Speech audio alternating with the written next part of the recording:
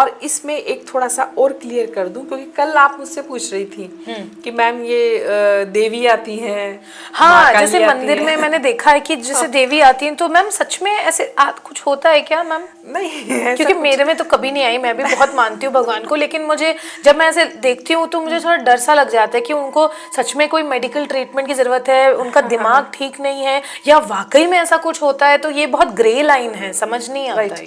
देखिए, इसके पीछे बहुत ही तत्व काम करते हैं, लेकिन पहले तो ये बात तय है कि कोई देवी या जैसे हनुमान जी या महाकाली या दुर्गा, वो किसी में आएंगे नहीं, वो इतने फ्री नहीं बैठे हुए हैं। हाँ, है ना? हाँ। और मैम उनकी शक्ति भी तो इतनी अपार है, किसी इंसान में आ जाए तो बचेगा क्या इंसान? और आप देखिए, छोटा सा एग्जांपल देखिए रोशनी जी, जब हम कोई अनुष्ठान या पूजा पाठ करने बैठते हैं, है ना, तो पहले हम हमारा शरीर जो है वो देवतुल्य बनाते हैं। हमारे कई उसमें इस तरीके के न्यास वगैरह होते हैं, दिग्बंधन होता है, कई तरह की चीजें होकर वो शुरुआत होती है।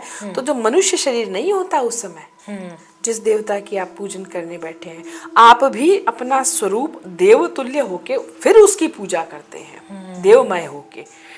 तो एक हर तरीके, किसी भी तरीके से व्यक्ति में कैसे भी वो बैठा उठा पड़ा है और उसमें देवता आ जाएगा, भगवान आ जाएंगे, महाकाली आ जाएगी। सबसे पहले तो ये मिथ्या तत्व है।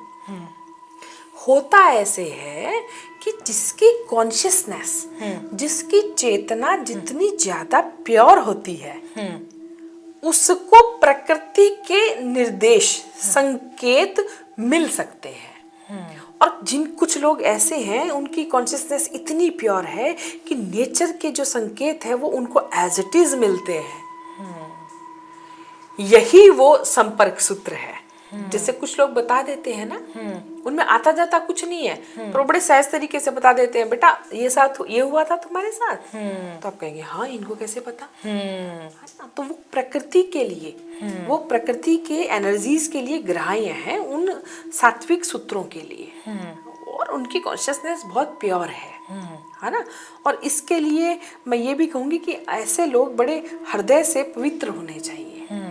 ऐसे ही लोगों को प्रकृति के संकेत नहीं मिलते हैं जो बड़े ईर्ष्या में और उसमें डूबे ही रहते हैं, लोगों से मतलब उसमें बदला लेने में, और हाँ। इनको तो गलत ही संकेत मिलते हैं। इनको लगता है कि हमारे अंदर देवी आ गई। अच्छा। हमेशा याद रखना, ये जितने भी ईर्ष्यालु, झगड़ालू और नकारे लोग हैं ना, इनको बड़ा लगता है कि हमारे अंदर देवता आता है और देवी आती है। ये सबसे निकृष्ट लोग होते हैं। और आधे तो इनमें से मैं कहती हूँ कि इनको मनोवैज्ञानिक कोई बीमारी होती है। गाँव में आप देखो, हर दूसरी चौथी स्त्री में देवी आती है। क्यों? क्योंकि वो बड़ी पीड़ित और प्रताड़ित स्त्रियां हैं, उनको वो सम्मान, रेस्पेक्ट नहीं मिला, तो उन्होंने एक तरीका निकाल लिया।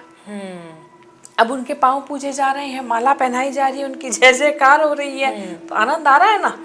तो क्या क्या जाता है वैसा कुछ करने में। अब जैसे मैम देवी देवता तो जैसे हमको समझ में आ गया कि किसी इंसान के शरीर के अंदर नहीं आ सकते, लेकिन जैसे हम ये सब की बात करते हैं कि कोई ऊपरी साया या भूत का साया हमारे, तो वो हमारे अंदर कैसे आ जाता है? जब देवता नहीं आ सकते तो भूत कैसे आ जाता है? देखिए, देवता तो एक अलग ही प्योर शक्ति है, उसमें बड़े फिर भेद है परापरा शक्तियों के। लेकिन ये जो भूत प्रेत है, हाँ, ये अफेक्टेड कर सकते हैं। नेगेटिव है ना ये तो, ये नेगेटिव एनर्जीज आपको, आप देखो ना, आप एक छोटे बच्चे को देखो, अगर वो देखेगा किसी को पहली बार सिगरेट पीते हुए, बड़ा उसका मन उसकी तरफ जल्दी अट्रैक्ट होता है कि क्या हो रहा है। हाँ। अच्छी चीजों की तरफ नहीं होता, लेकिन बुराई की तरफ हम पहले बढ़ते हैं। ठीक इसी तरीके से बुराई हमारे मन मस्तिष्क में जल्दी आ सकती है। हम उसके ग्रहणशील हो सकते हैं, राइट।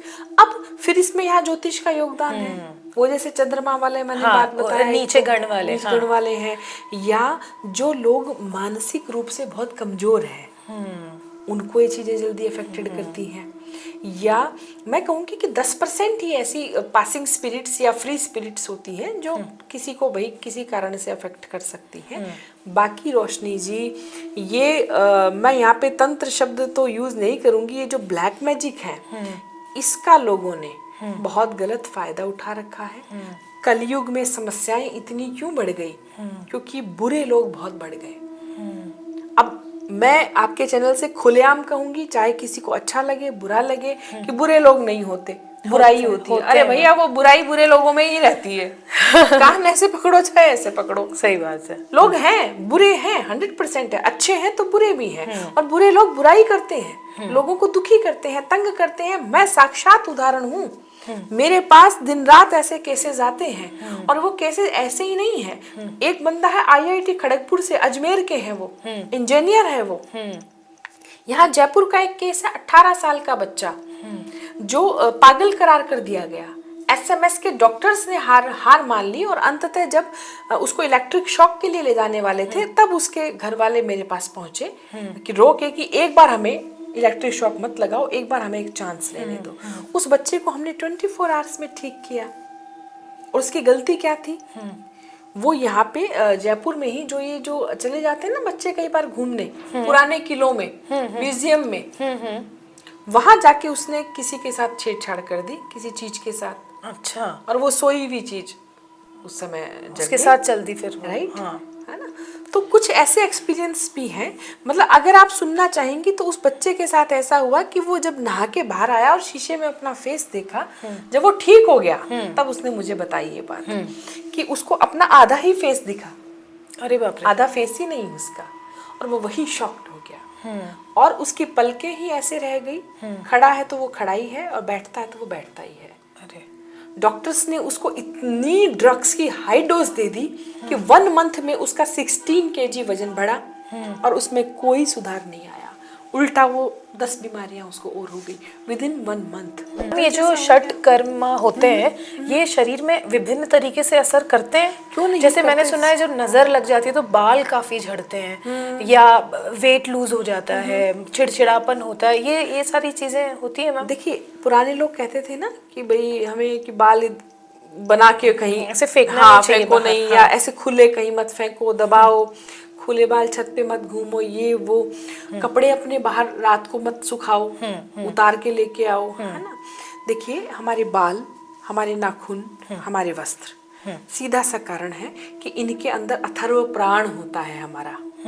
अथर्व प्राण, ये प्राण हमारे इस्तेमाल की गई वस्तुओं में सक्रिय रूप से 42 दिन तक रहता है, 42 डेज तक, और उसके बाद भी रहता है, लेकिन सक्रिय रूप से 42 दिन तक रहता है ना? मैं इसकी बिल्कुल पक्षधर नहीं हूँ कि मैं आपके वस्त्र पहन के कहीं चली गई और आप मेरे वस्त्र पहन के कहीं चले गए। मैं इसके शुरू से खिलाफ हूँ। आप अपने वस्त्र अपने पास रखें, अपनी चीजें अपने इस्तेमाल के लिए रखें, किसी दूसरे का ना आप करें ना दे। क्यों? क्योंकि वो प्राण जैसा उसका है वो आपको भी अफेक्ट करेगा उस दिन। जैसी उसकी एनर्जी है वो आप में भी आएगी, और आपके भी कार्य हो सकता है वैसे ही बाधित हो। तो उन आपकी वस्तुओं का इस्तेमाल करके जो तांत्रिक लोग हैं, जो बुरे लोग हैं, वो आप पे दूर बैठ के अभिचार कर सकते हैं, मारण कर सकते हैं, मोहन कर सकते हैं, वशीकरण कर सकते हैं, विद्वेषण कर सकते हैं, उच्चाटन कर सकते हैं। तो अथर्ववेद में इसकी जानकारी है, और मैंने शुरू से ही आपको बता रही हूँ मैं कि भाई तंत्र का अर्थ ही टेक्नोलॉजी है। जो टेक्नोलॉजी को फॉलो करता है, अब टेक्नोलॉजी को फॉलो करने वाले तो आज के साइंटिस्ट हैं, वैज्ञानिक हैं, तो तंत्र भी विज्ञान है भाई। यहाँ भी टेक्नोलॉजी है, यहाँ भी क्रिया है, यहाँ भी सिद्धांत है, यहाँ भी नियम है। तो कोई ऐसा एक्सपर्ट जिसके पास में षटकर्म के किसी एक कर्म का पूरा एक्सपर्टाइजेशन है, वो कहीं दूर बैठ के उसको निभा सकता है। जैसे फोटो से वशीकरण हो सकता है? केवल फोटो से संभव नहीं है रोशनी जी, उसके अलावा भी उसको कुछ जानकारी होनी चाहिए साध्य के लिए। जैसे कि मैम? जैसे कि उसका नाम, उसकी मदर का नाम, उसके गोत्र, उसकी जाति, बहुत कुछ है। उसको पता होना चाहिए। और मैम ऐसे बोलते हैं कि जैसे स्पेशली मैंने ये सुना है, जो दुल्हन के कपड़े होते हैं या जो हल्दी के कपड़े उतारे हुए दुल्हन के होते हैं, उसको ऐसे छोड़ना नहीं चाहिए। तो ऐसा क्यों है कि उसमें सबसे ज्यादा एनर्जी है, या बहुत जल्दी उनमें हो जाती है? वो उसके शगुन के कपड़े हैं ना रोशनी। अच्छा।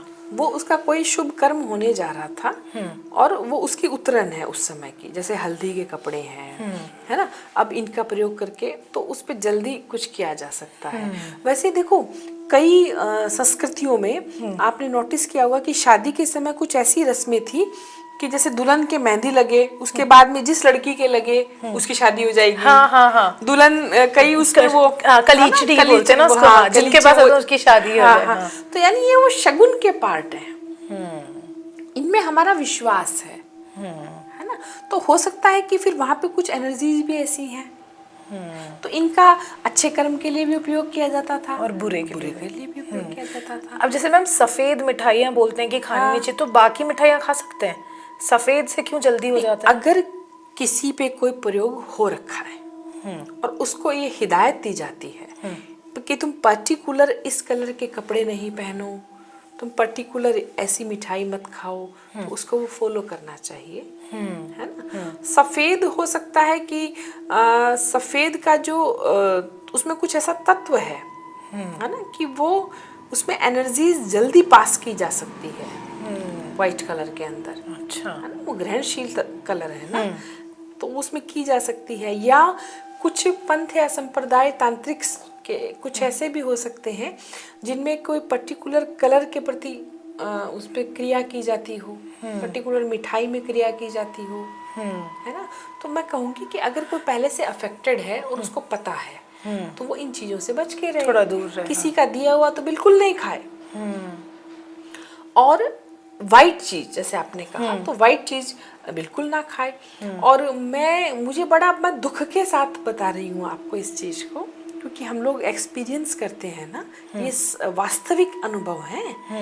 तो आपको मैं बता रही हूँ रोशनी जी कि हमारे पास कुछ ऐसे परिवार और लोग आते हैं जो उनको खत्म करने वाले, उनको पीड़ित करने वाले उनके घर के ही लोग होते हैं। हाँ, 80% मैम अब यही आप सुना कहाँ है। तक बचोगे?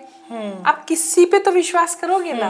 अब किसी का भी दिया हुआ प्रसाद नहीं खाएंगे क्या? हम तो यही सोचेंगे भगवान का ही प्रसाद है भाई, है ना। तो अगर मैं तो कहूंगी कि अगर आपको अवेयर रहिए आप इन चीजों से बचना है तो, और अगर आपके फैमिली में आपको लगे कि ये बहुत ईर्ष्या रखता है या रखती है, तो दूरी मेंटेन थोड़ा सा करके दूर। रखें। परिवार में आप ऐसे लोगों को पहचाने, समाज में ऐसे लोगों को पहचाने। अगर आपको लगता है कि ये मुझसे ईर्ष्या रखता है अकारण, तो आप बच के रहिए।